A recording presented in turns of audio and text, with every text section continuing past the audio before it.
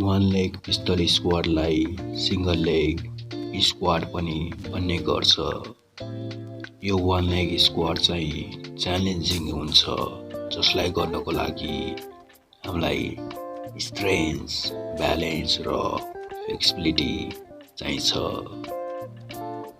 One leg pistol स्क्वाडको history origin trace गर्न नि गाह्रो छ।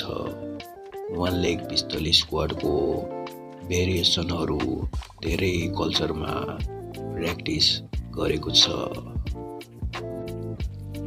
सिंगल लेग स्क्वाडको बर्थ प्लेस चाहिँ एन्सियन्ट ग्रिसलाई भनेको छ।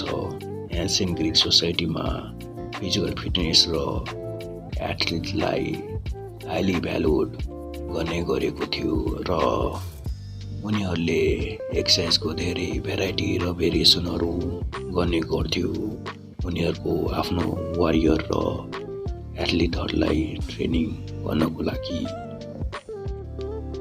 एउटा एक्सर्साइजको नाम एस्क्लेपियस छ, जसलाई चाहिँ healing of Greek god Asclepius भन्ने गर्छ, जसलाई चाहिँ वान लेग स्क्वाडमा इन्भल्भ गर्यो पर्फर्म गर्नको लागि, जसलाई गर्दा हाम्रो खुट्टाको स्ट्रेन्थ मात्र होइन, हाम्रो ब्यालेन्स र स्टेबिलिटी डेभलप गर्नको लागि हेल्प गर्ने गर्छ।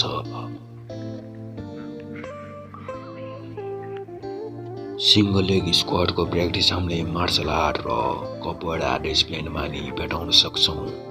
कपडा ब्राजिलियन मार्शल आर्ट हो, जसमा डान्स र एक्रोब्याटिक एलिमेन्ट हुने गर्छ।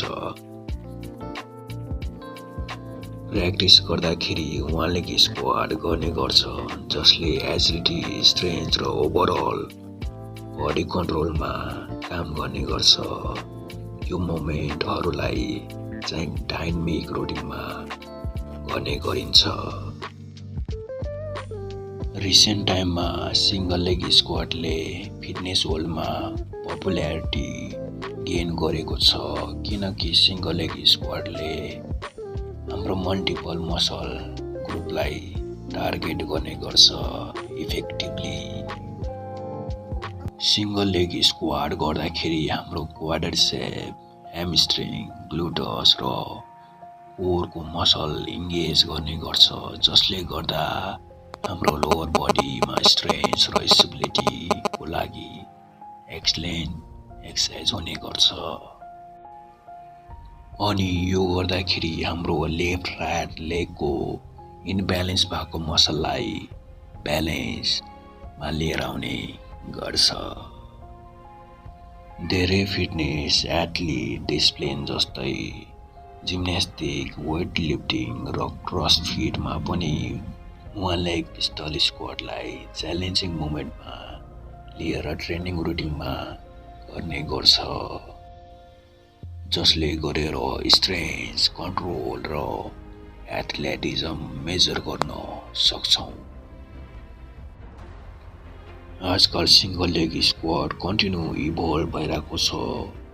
ट्रेनर र एथलिटले धेरै तरिकामा वान लेग स्क्वाडमा इनोभेसन र मोडिफिकेसन गरेर एक्सर्साइज गर्ने गर्छ। केही भेरिएसनहरूमा चाहिँ वेटको युज पनि गर्ने गर्छ। हामीले हाम्रो एथलिट पर्फर्मेन्स, ब्यालेन्स, स्टेबिलिटीलाई च्यालेन्ज गर्नको लागि हामीले सिंगल लेग स्क्वाड गर्न सक्छौँ, जुन चाहिँ एडभान्स एक्सर्साइज त हो नै र स्त्रीमा पनि रिच छ। यदि हामीले सिंगल लेग स्क्वाड डेली गर्छौँ, सधैँ गर्छौँ भने हामीले सिंगल लेग स्क्वाडमा पनि धेरै भेराइटिजहरू लिएर आउन सक्छौँ र वान लेग स्क्वाडलाई आफ्नो स्पेसल एक्सर्साइजमा मोडिफिकेसन पनि गर्न सक्छौँ।